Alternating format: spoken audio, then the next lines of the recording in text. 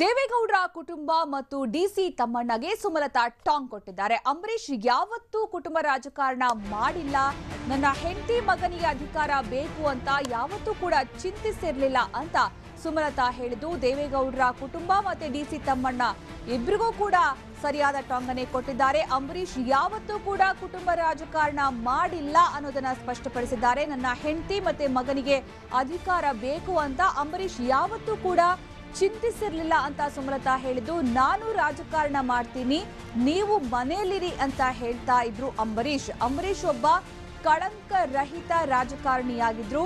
ಶತ್ರುಗಳು ಮನೆಗೆ ಬಂದರೂ ಕೂಡ ಊಟ ಮಾಡಿಸಿ ಕಳುಹಿಸ್ತಾ ಇದ್ದಂತಹ ವ್ಯಕ್ತಿ. ಆದ್ರೆ ಅವರ ಇಂತಹ ಗುಣದ ಬಗ್ಗೆ ಕೆಲವರು ಅವರು ಇದ್ದಾಗ ಒಂದು ರೀತಿ ಮಾತನಾಡ್ತಾ ಇದ್ರು, ಅವರು ಹೋದ ಮೇಲೆ ಮತ್ತೊಂದು ರೀತಿ ಮಾತನಾಡ್ತಾ ಇದ್ದಾರೆ ಅಂತ ಸುಮಲತಾ ಬೇಸರ ವ್ಯಕ್ತಪಡಿಸಿದ್ದಾರೆ.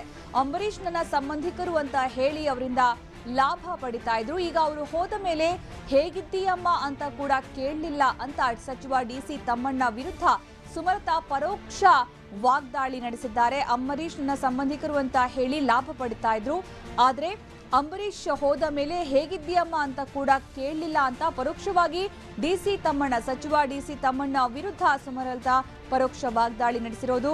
ಅಂಬರೀಶ್ ಏನು ಅಂತ ಇಡೀ ದೇಶಕ್ಕೆ ತೋರಿಸಬೇಕಿದೆ, ಅವರ ಕನಸು ನನಸಾಗಿಸೋದು ನನ್ನ ಆಸೆ ಅಂತ ಸುಮಲತಾ ಹೇಳಿದ್ದು.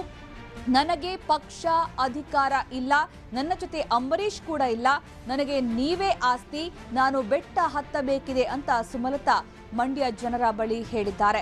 ಈ ಮೂಲಕ ಗೌಡ್ರ ಕುಟುಂಬಕ್ಕೆ ಮತ್ತೆ ಡಿಸಿ ತಮ್ಮಣ್ಣ ಅವರಿಗೆ ಸರಿಯಾದ ಟಾಂಗ್ ಅನ್ನ ಸುಮಲತಾ ಕೊಟ್ಟಿದ್ದಾರೆ.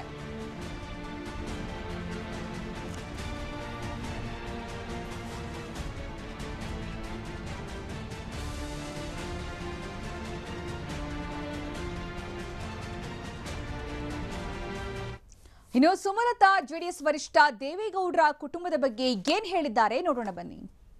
ಅಂಬರೀಶ್ ಅವರು ಯಾವತ್ತೂ ಕುಟುಂಬ ರಾಜಕಾರಣ ಅಂತೂ ಮಾಡಿಲ್ಲ. ಅಂಬರೀಶ್ ಅವರು ಯಾವತ್ತೂ ಕುಟುಂಬ ರಾಜಕಾರಣ ಅಂತೂ ಮಾಡಿಲ್ಲ. ಅಂಬರೀಶ್ ಅವರು ಯಾವತ್ತೂ ಕುಟುಂಬ ರಾಜಕಾರಣ ಅಂತೂ ಮಾಡಿಲ್ಲ. ಹೆಂಡತಿ ಬೆಳೆಸಬೇಕು, ನನ್ನ ಮಗನನ್ನು ತರಬೇಕು ಅನ್ನೋ ಉದ್ದೇಶ ಒಂದು ಈಚಲ್ಲೂ ಅವ್ರಿಗಿರ್ಲಿಲ್ಲ. ಯಾವತ್ತೂ ಅವ್ರು ಬೇಡ, ಅವರು ರಾಜಕಾರಣ ಏನಿದೆ ನಾನು ನೋಡ್ಕೊತೀನಿ, ಮನೆ ಮಗನನ್ನ ನೀನ್ ನೋಡ್ಕೋ, ಅಷ್ಟೇ ನಿನ್ ಜವಾಬ್ದಾರಿ ಅಂತ ನೀವು ಹೇಳ್ತಿದ್ರು. ಯಾವ್ದೊಂದು ದುರಾಸೆನೂ ಇರಲಿಲ್ಲ, ಒಂದು ದುರಾಲೋಚನೆನೂ ಎಂದೆಂದಿಗೂ ನಮ್ಮಲ್ಲಿ ಯಾರೂ ಇರಲಿಲ್ಲ. ನಾವು ಅಷ್ಟರಲ್ಲೇ ನಾವು ಖುಷಿಯಾಗಿದ್ದೆ. ಇನ್ನು ಸಚಿವ ಡಿಸಿ ತಮ್ಮಣ್ಣ ಬಗ್ಗೆಯೂ ಕೂಡ ಸುಮಲತಾ ಮಾತಾಡಿದ್ದಾರೆ. ಅವರ ವಿರುದ್ಧ ಪರೋಕ್ಷ ವಾಗ್ದಾಳಿ ನಡೆಸಿದ್ದಾರೆ. ಏನ್ ಹೇಳಿದ್ದಾರೆ ಕೇಳೋಣ ಬನ್ನಿ. ತಮ್ಮಣ್ಣ ಅವರು ನನ್ನಲ್ಲಿ ಏನಾದ್ರು ತಪ್ಪಿದ್ದಿದ್ರೆ ನಮ್ಮ ಮನೆಯವರಾಗಿ, ನಮ್ಮ ಸಂಬಂಧಿಕರಾಗಿ ನಮ್ಮ ಮನೆಗೆ ಬಂದು ಹೇಳ್ಬೋದಾಗಿತ್ತು. ಅವ್ರ ಸೊಸೆ ಅಲ್ವೇ ನಾನು, ಅಂಬರೀಷ್ಗೆ ಅಣ್ಣ ಆಗ್ಬೇಕು, ಅವರು ಬಂದು ನಮ್ಮ ಮನೇಲೇ ಹೇಳ್ಬೋದಾಗಿತ್ತು. ಏನಮ್ಮ ಈ ಥರ ನಿನ್ನ ಬಗ್ಗೆ ಮಾತಾಡ್ತಿದ್ದಾರೆ, ತಪ್ಪಿದೆ ತಿದ್ಕೊ ಅಂದರೆ ನಾನು ತಿದ್ಕೊಳ್ಳೋಕ್ಕಾಗಲ್ವಾ ನನಗೆ? ಅತಿಥಿ ಸತ್ಕಾರ ಏನು ಅಂತ ಅಂಬರೀಷ್ ಅವ್ರ ಕುಟುಂಬಕ್ಕೆ ಯಾರು ಹೇಳ್ಕೊಡ್ಬೇಕಾಗಿಲ್ಲ ಬಿಡಿ. 24 ಗಂಟೆ ಅವ್ರ ಅತಿಥಿ ಸತ್ಕಾರಕ್ಕೆ ಗೊತ್ತಿರೋರು ಅವರು. ಎಷ್ಟು ಬಾರಿ ತಮ್ಮಣ್ಣ ಅವರು ನಮ್ಮ ಮನೆಗೆ ಬಂದಿದ್ದಾರೆ, ನಮ್ಮ ಮನೆಯಲ್ಲಿ ನೀರು ಕುಡಿದು ಊಟ ಮಾಡಿದ್ದಾರೆ. ಅದೆಷ್ಟು ಬಾರಿ ನಾವು ಅವ್ರ ಮನೆಗೆ ಹೋಗಿದ್ವಿ ಅಂತ ಅವ್ರ ಕುಟುಂಬದವರೇ ಹೇಳಿ, ಆವಾಗ ಒಪ್ಕೋತೀನಿ. ಇನ್ನು ವೇದಿಕೆ ಮೇಲೆ ಈ ಸಂದರ್ಭ ಸುಮಲತಾ ಅಂಬರೀಶ್ ಭಾವುಕರಾದಂತಹ ಘಟನೆ ಕೂಡ ನಡೆಯಿತು. ಅಂಬಿ ಹೋದಾಗ ನನ್ನ ಕಣ್ಣೀರು ಒರೆಸಿದ್ದು ಮಂಡ್ಯದ ಜನ, ದುಃಖದಲ್ಲಿದ್ದಾಗ ನನಗೆ ಧೈರ್ಯ ತುಂಬಿದ್ದು ಮಂಡ್ಯದ ಜನ, ನಿಮ್ಮ ಹಿಂದೆ ನಾವಿದ್ದೀವಿ ಅಂತ ಮಂಡ್ಯದ ಜನರು ಹೇಳಿದ್ರು. ಅಂಬಿ ಸ್ಥಾನದಲ್ಲಿ ನಿಂತು ನೀವೇ ನಮ್ಮ ಕೈ ಹಿಡಿಬೇಕು ಅಂದಿದ್ರು, ಅದನ್ನ ಬೇಡ ಅಂದ್ರೆ ಅದು ತಪ್ಪು ಅಂತ ನನಗೆ ಅನ್ನಿಸಿತು. ಹೀಗೆ ಹೇಳ್ತಾನೆ ಕಣ್ಣೀರು ಹಾಕಿದ್ರು ಸುಮಲತಾ ಅಂಬರೀಶ್. ವೇದಿಕೆಯಲ್ಲಿ ಸುಮಲತಾ ಕಣ್ಣೀರು ಹಾಕಿರುವಂತಹ ಘಟನೆ ಕೂಡ ಇವತ್ತು ನಡೆಯಿತು. ದುಃಖದಲ್ಲಿದ್ದಾಗ ನನಗೆ ಧೈರ್ಯ ತುಂಬಿದ್ದು ಮಂಡ್ಯದ ಜನ ಅಂತ ಹೇಳ್ತಾ ನಿಮ್ಮ ಹಿಂದೆ ನಾವಿದ್ದೀವಿ ಅಂತ ಮಂಡ್ಯದ ಜನರು ಹೇಳಿದ್ರು. ಅದರ ಜೊತೆಗೆ ಅಂಬರೀಶ್ ಇಲ್ಲದಿದ್ದಂತಹ ಸಂದರ್ಭದಲ್ಲಿ ಅಂಬಿ ಸ್ಥಾನದಲ್ಲಿ ನಿಂತು ನೀವೇ ನಮ್ಮ ಕೈ ಹಿಡಿಬೇಕು ಅಂತ ಮಂಡ್ಯದ ಜನರು ಅವತ್ತು ಕೇಳಿಕೊಂಡಿದ್ರು. ಅವರ ನಂಬಿಕೆಗೆ ಅದನ್ನ ಬೇಡ ಅಂತ ಹೇಳಿದ್ರೆ ಅದು ತಪ್ಪು ಅಂತ ನನಗೆ ಅನಿಸಿತ್ತು, ಹೀಗಾಗಿ ಜನರ ಸೇವೆ ಮಾಡೋದಕ್ಕೆ ನಾನು ಮುಂದಾಗಿದ್ದೀನಿ ಅಂತ ಹೀಗೆ ಹೇಳ್ತಾನೆ ಸುಮಲತಾ ಅಂಬರೀಶ್ ಭಾವುಕರಾಗಿ ಕಣ್ಣೀರು ಹಾಕಿದ್ರು.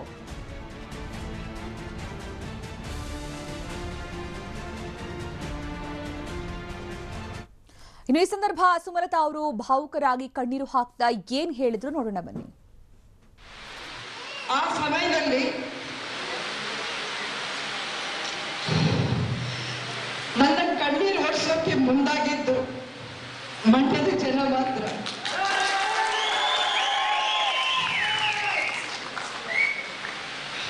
ಆ ಒಂದು ದುಃಖದಲ್ಲಿದ್ದಾಗ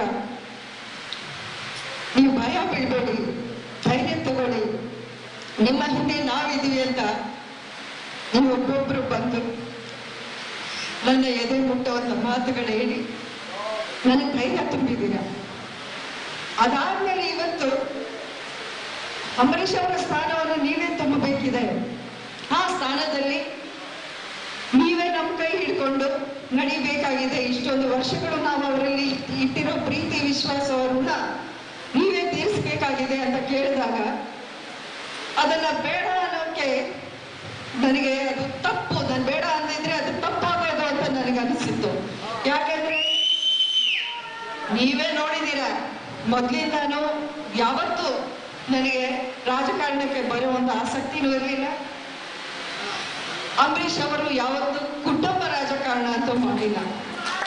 ಯಾವತ್ತು ನನ್ನ ಹೆಂಡತಿನ ಬೆಳೆಸ್ಬೇಕು, ನನ್ನ ಮಗನನ್ನು ತರಬೇಕು ಅನ್ನೋ ಉದ್ದೇಶ ಒಂದು ಇಂಚಲ್ಲೂ ಅವ್ರಿಗಿರ್ಲಿಲ್ಲ. ಯಾವತ್ತೂ ಅವ್ರು ಹೇಳೋರು ರಾಜಕಾರಣ ಏನಿದೆ ನಾನ್ ನೋಡ್ಕೊತೀನಿ, ಮನೆ ಮಗನನ್ನ ನೀನ್ ನೋಡ್ಕೋ, ಅಷ್ಟೇ ನಿನ್ ಜವಾಬ್ದಾರಿ ಅಂತಾನೆ ಹೇಳ್ತಿದ್ರು. ಯಾವ್ದೊಂದು ದುರಾಸೆನೂ ಇರ್ಲಿಲ್ಲ, ಒಂದು ದುರಾಲೋಚನೆನೂ ಎಂದೆಂದಿಗೂ ನಮ್ಮಲ್ಲಿ ಯಾರಿಗೂ ಇರ್ಲಿಲ್ಲ. ನಾವು ಅಷ್ಟರಲ್ಲೇ ನಾನು ಖುಷಿಯಾಗಿದ್ದೆ. ಯಾಕಂದ್ರೆ ನನ್ಗೆ ಹೆಮ್ಮೆ ಇದೆ, ಅಂಬರೀಷ್ ಅವ್ರ ಸ್ವಭಾವ ಏನು ಅಂತ ನನಗೆ ಚೆನ್ನಾಗಿ ಗೊತ್ತಿದೆ. 27 ವರ್ಷ ಅವ್ರ ಜೊತೆ ನಾನು ಜೀವನ ಮಾಡಿದ್ರಲ್ಲಿ ನಾನು ಎಷ್ಟೋ ಕಲ್ತಿದ್ದೀನಿ ಅವರಿಂದ. ಅವ್ರು ಯಾವತ್ತೂ ಅಧಿಕಾರನ ದುರ್ಬಳಕೆ ಮಾಡಿದವರಲ್ಲ. ಯಾವೇ ಒಂದು ಕಪ್ಪು ಚುಕ್ಕಿ. ಈ ಬಗ್ಗೆ ಹೆಚ್ಚಿನ ಮಾಹಿತಿ ನೀಡ್ತಾರೆ ನಮ್ಮ ಪ್ರತಿನಿಧಿ ರವಿ ಲಾಲಿಪಾಳ್ಯ. ಸಾಕಷ್ಟು ಕಾರಣಗಳಿಗೆ ಮಂಡ್ಯ ಚುನಾವಣಾ ಕಣ ರಂಗೇರ್ತಾ ಇದೆ. ಇವತ್ತಂತೂ ಸುಮಲತಾ ಒಂದು ರೀತಿಯಲ್ಲಿ ಭರ್ಜರಿ ವಾಗ್ದಾಳಿ ನಡೆಸಿದ್ರು, ಮಂಡ್ಯ ಜನರ ಮನಗೆಲ್ಲುವಂತಹ ಪ್ರಯತ್ನ ಮಾಡಿದ್ರು ಅಂತ ಅನ್ಸುತ್ತೆ. ಏನ್ ಹೇಳಿದ್ರು ಸುಮಲತಾ ಈ ಸಂದರ್ಭದಲ್ಲಿ?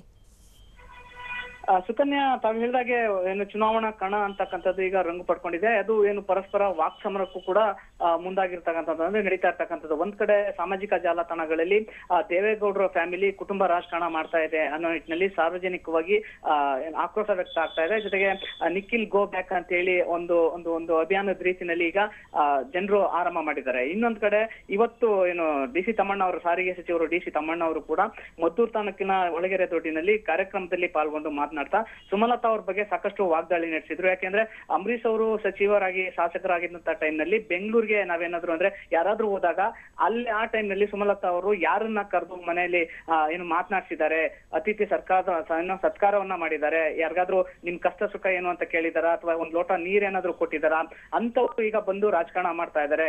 ಅವ್ರ ಹೆಸರನ್ನ ಇವರು ಬಳಸ್ಕೊಂಡು ರಾಜಕೀಯ ಮಾಡ್ಲಿಕ್ಕೆ ಬಂದಿದ್ದಾರೆ. ಸಿನಿಮಾದವ್ರನ್ನ ಯಾರು ನಂಬಾರ್ದು ಅನ್ನೋ ನಿಟ್ಟಿನಲ್ಲಿ ಅವರು ಮಾತನಾಡಿದ್ರು. ಇದಕ್ಕೆ ಸಾಕಷ್ಟು ಒಂದು ಅವ್ರಿಗೆ ಟಾಂಗ್ ಕೊಡೋ ನಿಟ್ಟಿನಲ್ಲೇ ಒಂದು ಸುಮಲತಾ ಅವರು ಮಾತನಾಡಿದ್ದಾರೆ. ಇವತ್ತು ಮಳವಳ್ಳಿನಲ್ಲಿ ಸುಮಲತಾ ಅವರು ಏನು ಪ್ರವಾಸ ನಡೆಸಿದ್ರು. ಮೈಸೂರಿನಿಂದ ನೇರವಾಗಿ ಅವರು ಮಳವಳ್ಳಿಗೆ ಬಂದಂತ ಟೈಮ್ನಲ್ಲಿ ಮಳವಳ್ಳಿಯ ಶಾಂತಿ ಕಾಲೇಜಿನಿಂದ ತೆರೆದ ವಾಹನದಲ್ಲಿ ಮತ್ತೆ ಅಲ್ಲಿ ಅಭಿಮಾನಿಗಳು ಮತ್ತೆ ಕಾಂಗ್ರೆಸ್ ಕಾರ್ಯಕರ್ತರು ಸ್ಕೂಟರ್ ಬೈಕ್ ರ್ಯಾಲಿ ಮೂಲಕ ಅವ್ರನ್ನ ಕರ್ಕೊಂಡು ಹೋಗ್ಲಾಯ್ತು. ಏನು ಲಕ್ಷ್ಮೀ ನರಸಿಂಹಸ್ವಾಮಿ ದೇವಸ್ಥಾನದಲ್ಲಿ ಪೂಜೆ ಸಲ್ಲಿಸಿದ್ರು. ಪೂಜೆ ಸಲ್ಲಿಸಿದ ನಂತರ ಅವರು ಮಾತನಾಡಿದ ಟೈಮ್ ನಲ್ಲಿ ಏನು ಡಿ.ಸಿ. ತಮ್ಮಣ್ಣ ಅವ್ರ ವಿರುದ್ಧ ಹರಿಯಾಯ್ದ್ರು ಅಂತ ಹೇಳ್ಬೋದು. ಯಾಕೆಂದ್ರೆ ಏನು ಅಂಬರೀಷ್ ಅವರ ಕುಟುಂಬಕ್ಕೆ ಅತಿಥಿ ಸತ್ಕಾರವನ್ನ ಹೆಂಗ್ ಮಾಡ್ಬೇಕು ಅಂತಕ್ಕಂಥದ್ನ ಯಾರು ಕೂಡ ಕಲ್ಸ್ಕೊಡೋ ಯಾರು ಕೂಡ ಯಾರಿಂದನೂ ಕಲಿಬೇಕಾಗಿಲ್ಲ ನಾವು ಅಂತಕ್ಕಂಥದ್ನ ಹೇಳಿದ್ರು. ಜೊತೆಗೆ ಡಿ.ಸಿ. ತಮ್ಮಣ್ಣ ಅವ್ರಿಗೆ ನಾನು ಸೊಸೆನೆ ಆಗ್ಬೇಕು, ಹಂಗಾಗಿ ನನ್ನ ಏನಾದ್ರೂ ತಪ್ಪು ಕಂಡಿದ್ರೆ ಅವರು ನಮ್ಮ ಮನೆಗೆ ಬಂದು ಈ ರೀತಿ ಜನ ಮಾತಾಡ್ಕೋತಿದ್ದಾರೆ, ನಿನ್ನಲ್ಲಿ ಈ ತರ ತಪ್ಪಿದೆ ಅಂತ ಹೇಳಿದ್ರೆ ನಾನು ಖಂಡಿತ ತಿದ್ಕೋತಿದ್ದೆ. ಆದ್ರೆ ಈ ರೀತಿ ಎಲ್ಲ ಮಾಡ್ತಾ ಇರ್ತಕ್ಕಂಥದ್ದು ನಿಜಕ್ಕೂ ಅವರು ಬೇಸರ ವ್ಯಕ್ತಪಡಿಸಿದ್ರು. ಜೊತೆಗೆ ನಾವು ಏನು ಅಂಬರೀಷ್ ಫ್ಯಾಮಿಲಿ ಅವರು ಡಿ.ಸಿ. ತಮ್ಮಣ್ಣ ಅವ್ರ ಮನೆಗೆ ಎಷ್ಟು ಸಲ ಹೋಗಿದ್ದೀವಿ ಅಥವಾ ಅವರು ನಮ್ಮ ಮನೆಗೆ ಬಂದು ಎಷ್ಟು ಸಲ ಊಟ ಮಾಡಿದ್ದಾರೆ, ನೀರು ಕುಡಿದಿದ್ದಾರೆ ಅಂತಕ್ಕಂಥದ್ನ ಡಿ.ಸಿ. ತಮ್ಮಣ್ಣ ಅವರ ಫ್ಯಾಮಿಲಿಯವರೇ ಹೇಳ್ಬೇಕು ಅಂತಕ್ಕಂಥದ್ನ ಹೇಳಿದ್ರು. ಇದಾದ ನಂತರ ಏನು ಪರಸ್ಪರ ಅವ್ರಿಗೆ ಟಾಂಗ್ ಕೊಟ್ಟ ನಂತರ ಅವ್ರು ಮತ್ತೆ ಏನು ತಮ್ಮ ಪ್ರವಾಸವನ್ನ ಮುಂದುವರಿಸಿದ್ರು. ಮಳವಳ್ಳಿಯ ಏನು ರೈತ ಭವನದಲ್ಲಿ, ಸಮುದಾಯ ಭವನದಲ್ಲಿ ನಡೆದಂತ ಒಂದು ವೇದಿಕೆ ಕಾರ್ಯಕ್ರಮದಲ್ಲಿ ಪಾಲ್ಗೊಂಡ್ರು. ಧನ್ಯವಾದ ರವಿ ಲಾಲಿಪಾಳ್ಯ.